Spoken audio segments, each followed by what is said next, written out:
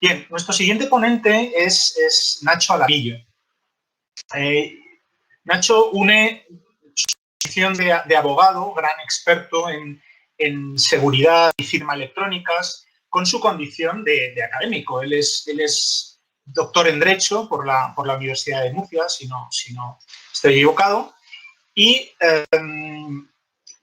nos va a hablar de la privacidad y los derechos de los ciudadanos frente al rastreo digital.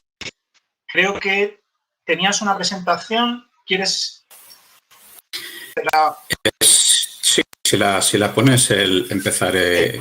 Bueno, primero haré alguna consideración con respecto a los ponentes y después haré un ejercicio de transformación de contenidos para presentar un proyecto muy interesante. Esto es una especie de primicia en el que voy a hablar realmente en nombre de mis compañeros de Alastria, que es una asociación pues, a la que presentaré sucintamente, porque creo que es importante buscar soluciones prácticas que encajen en esta visión pues tan, vamos a decir, apocalíptica de la protección de datos a la que se ha referido Ricard y que yo comparto plenamente. Creo que el nivel de histeria en este asunto ha llegado a un nivel de máximos que empieza a dañarnos como sociedad y, desde luego, me uno a su reflexión sobre la necesidad de hacer un cambio de modelo. Pero eso no significa que las aplicaciones famosas estas de las COVAPs no tengan algunos problemas. De hecho, efectivamente, Nuria Oliver se ha referido a la problemática de que se ha producido en la Unión Europea, de la gran escisión entre los modelos centralizados y descentralizados, el que realmente, en fin, junto al movimiento de Apple y Google, creo que el que está planteando realmente una cuestión de geopolítica y de geoestrategia. Y me voy a explicar.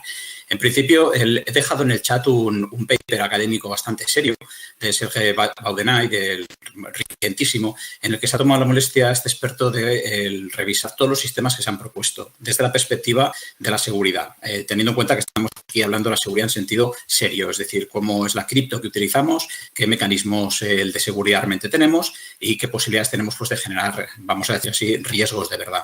Y bueno, este hombre identifica 5 grandes problemas potenciales, el que luego pues, mapea contra las diferentes tecnologías, ¿no? Habla del seguimiento de personas mediante reidentificación, que es algo que efectivamente podría ocurrir. En el modelo centralizado ocurriría atacando el servidor, en el modelo descentralizado ocurriría realmente porque cualquiera quisiera sencillamente tratar información y ejercitarse en la reidentificación, cosa que en algunos casos podría pasar.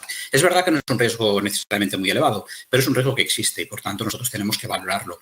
El otro problema sería la divulgación de grafo social, aunque es verdad que siempre va a ser un grafo social pacífico, porque se va a referir a los contactos que hemos tenido precisamente al hilo de la infección. Pero bueno, esto tampoco parece muy problemático. Luego tenemos la identificación de personas diagnosticadas, ¿no? Por ejemplo, este tipo de sistemas, pues si yo me encontrara en un hotel o en un comercio, pues podría resultar relativamente fácil, en este caso, saltarse el sistema e identificar, y eso podría pues, producir un ataque de ransom, ¿no? Porque efectivamente en una sociedad donde se estigmatiza a la gente pues, por el miedo. Y eso existe. Y en este caso, pues eso se podría dar también en los dos modelos. Luego tendremos la presión, por supuesto, para consentir el uso del sistema, es decir, el falso consentimiento, porque evidentemente es muy fácil que te acusen de ser un irresponsable pues porque no quieras ponerte mascarilla, cuando a veces hay contextos donde no es necesario. Esto podría reproducirse en el mundo de los teléfonos móviles. Y luego, desde luego, tenemos el ataque del terrorista, que es un nombre un poco exótico que le han dado, ¿vale? Al que se ha referido Nuria Oliver, básicamente en el sentido de poder producir la inyección de falsos positivos para dañar a terceros. Y esto se podría hacer de forma global o se podría hacer de forma muy dirigida.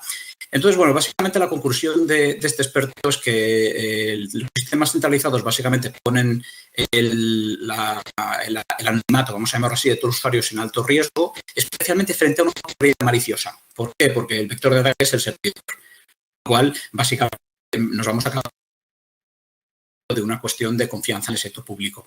Mientras que los sistemas descentralizados pues, te ponen la anonimidad de las personas diagnosticadas en alto riesgo frente a cualquiera. Y, por tanto, lo que viene a decir este hombre, y eso es muy interesante y creo que tenemos que pensar en ello, es que realmente no es mejor descentralizado de per se, a pesar de lo que políticamente se nos ha querido vender en el debate de las COAPs. Y eso me parece que es importante que lo tengamos claro porque si no podemos empezar a hacer política sin darnos cuenta. Y esto es importante. Entonces, el segundo tema el que también me parece importante es el hecho de que, claro, yo soy de los que defienden que podríamos llegar a hacer ciertas modalidades de seguimiento en caso de pandemia obligatorias. Creo que en este sentido la ley debe permitirlo. Me preocuparía mucho vivir en un mundo donde mi derecho individual se superpone al derecho colectivo y a los intereses supraindividuales. Me preocuparía vivir en ese mundo. Creo que empezamos a vivir en ese mundo, no sé muy bien por qué, pero me preocupa. Pero claro, lo cierto es que para poder hacer obligatorio el uso de una app dentro de un móvil que activa el Bluetooth y que tú no puedes apagar, necesitamos romper el modelo de seguridad de las aplicaciones en terminales móviles. Y esto es un problema mayúsculo, porque significa abrir la puerta a que cualquier autoridad, abusando de su poder, pueda inyectar cualquier software en cualquier sistema. Y eso puede llegar a ser inaceptable. Yo sospecho que detrás del movimiento de Google y Apple, tan colaborativo en este caso, reside la protección del modelo de seguridad de sus dispositivos, en el cual ellos suelen litigar frente a peticiones de ruptura de los móviles en procedimientos judiciales. Con lo cual, me parece que ese es un tema que tenemos que tener en cuenta.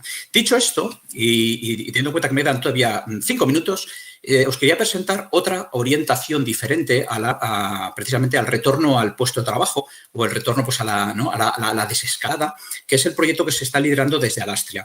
En este caso, me voy a atrever a presentar algo que no he preparado yo. Yo he colaborado, tiene una pequeñísima colaboración como todos los demás compañeros. El mérito y quien debería estar presentando esto aquí deberían ser Jesús Ruiz o Carlos Pastor o incluso Javier Ibáñez, que está conectado. Todos ellos han tenido una colaboración muy relevante, pero me he atrevido a pedir permiso porque me parecía importante poder presentarlo.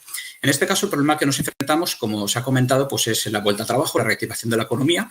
En este caso, en España, tenemos una asociación que se llama Alastria, que lleva trabajando 2 años en un modelo de identidad puramente descentralizada, que podría ofrecer una solución al manejo de toda la documentación que precisamente en forma de cupones, como decía Nuria Oliver, por ejemplo, nos podría permitir implementar una solución más respetuosa con la privacidad que incluso las COVAPs, que, insisto, plantean problemas bastante importantes y que creo que además podría tener esas bases legales para que algunos usos basados en credenciales verificables fueran voluntarios y otros fueran obligatorios.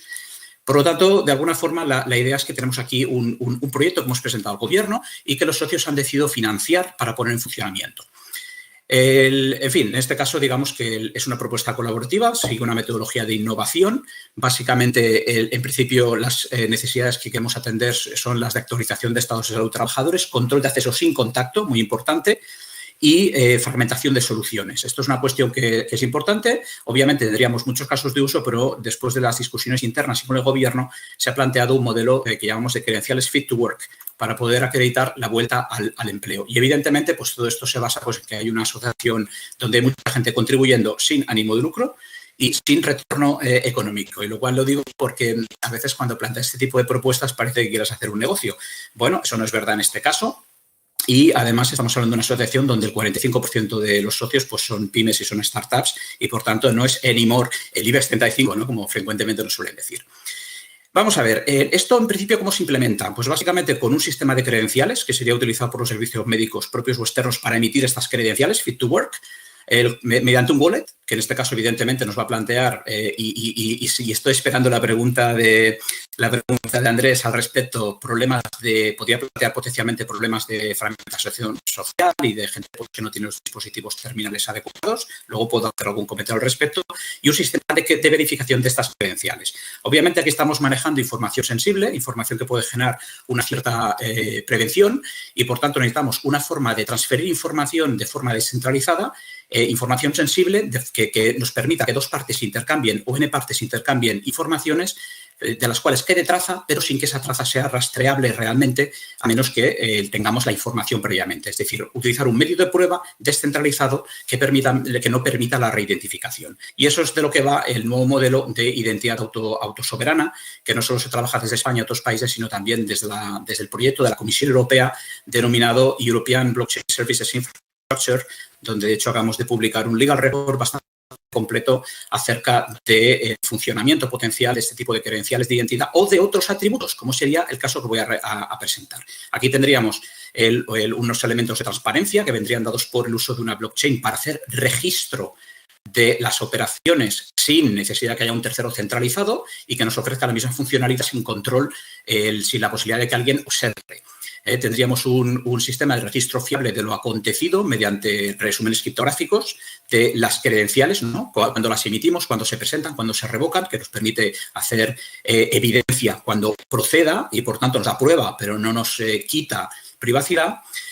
Porque todo se basa pues, en un sistema descentralizado diseñado para cumplir con la normativa de protección de datos.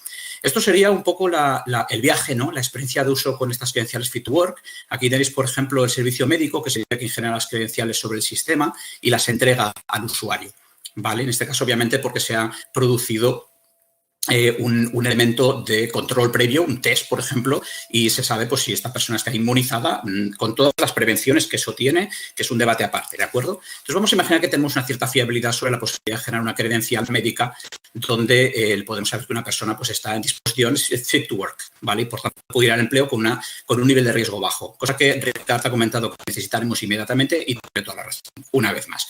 En este caso, esta credencial se entrega al empleado, ¿vale? Que es el único que la posee, ningún tercero recibe esa credencial y cuando el tercero tiene que presentarla a lo que llamamos un verificador, que podría ser pues, un control de acceso empresarial cuando la base legal lo permita o un control policial pues, cuando la base lo permita, o etcétera, etcétera.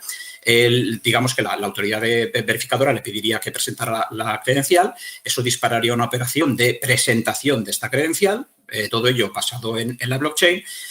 Un proceso de verificación de esta credencial donde se podría ver en el móvil directamente el OK o el KO y a partir de aquí las credenciales que tuviéramos que liberar por diseño de la solución y a partir de aquí se podría pues, recibir un visto bueno o una incidencia o tomar alguna actuación. Entonces, como todo el mundo pregunta qué es lo que ponemos en la blockchain, pues ya lo explicamos directamente. Por ejemplo, obviamente el servicio médico tiene que tener algo criptográfico para poder autenticar estas credenciales y tiene que poder revocar. Por lo tanto, eso está anclado en la blockchain. Obviamente, un servicio médico no tiene protección de datos todavía, por suerte. Seguiremos pudiendo reproducir documentos desde las entidades porque no tendremos el problema de la histeria de la protección de datos. Bien, desde la perspectiva de la entrega de la credencial, se registra ese acto de entrega, ¿vale? Pero no el contenido en sí. También se registra la clave pública del verificador, pues para que se pueda hacer la traza de cómo ha fluido la información, que se encuentra completamente off-chain. Esto es muy importante. Todas las credenciales con todos los datos personales no están nunca almacenados en la cadena de bloques, a pesar de lo que proponen algunos colegas nuestros en otros países.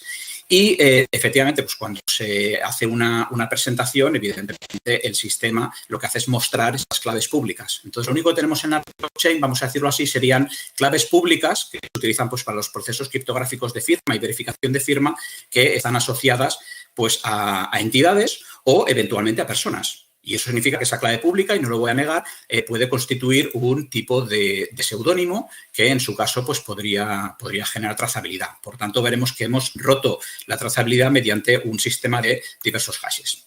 Entonces, bueno, básicamente aquí tenéis el onboarding. Este tipo de presentación estará disponible. Se hace todo mediante web, lo voy a saltar, ¿vale? Y a partir de aquí, el proceso un poco que he explicado. La presentación quizás sería lo más interesante. En este caso, el empleado tiene la credencial Fit to Work, ¿vale? El verificador presentaría un QR pues, pidiéndole los datos que necesitaría, se escanearía, se construiría y se presentaría dejando traza en la Internet. Entonces, bueno, ¿esto en qué se basa? Pues, y de hecho me voy a ir a la última transparencia, que es quizás la que me interesa más, en un sistema en el cual hemos aplicado técnicas de periodicidad por diseño, a las que se refería también muy correctamente Ricard.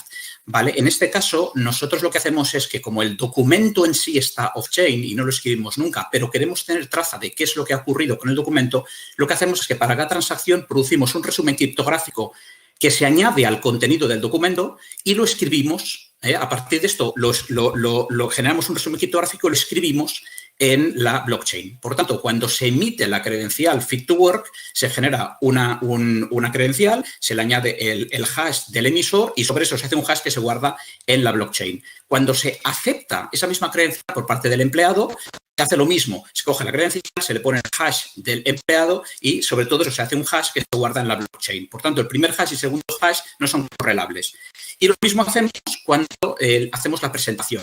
Cuando el empleado presenta, genera una presentación donde pone la información que necesita, que puede provenir de una o varias credenciales, genera el documento, pone su hash, sobre todo eso se genera un hash, se guarda en la blockchain. Y finalmente, cuando se acepta la credencial, se realiza lo mismo. Entonces, aquí tenemos cuatro hashes diferentes no correlables que permiten la trazabilidad solo a las personas que tienen la información. Y, de hecho, lo más interesante en términos de protección de datos es que precisamente hemos desarrollado y lo estamos estandarizando en nuestra propuesta española en UNE, a través del SC307, del que formo parte y que hemos llevado al CEN-CENELEC JTC19 para que sea normalizado a nivel europeo, hemos entendido que gracias a este proceso podemos hacer que se ejerciten los derechos de protección de datos mediante un ejercicio de borrado o un ejercicio de modificación o cualquier ejercicio de derechos, básicamente porque tú que tienes la presentación puedes decirle al verificador, oye, yo que te di este dato para este propósito, ya no quiero que lo utilices más. Y evidentemente el resto ocurre off-chain. Con lo cual entendemos que tenemos un modelo que puede ser razonable. No se basa, evidentemente, en el uso de COVAX, porque, como he explicado, tiene algunos problemas y, por tanto, creo que puede ser útil para la sociedad. A partir de aquí, serán los ciudadanos y serán las administraciones y serán los expertos los que nos ayuden a ponerlo en marcha. Muchas gracias.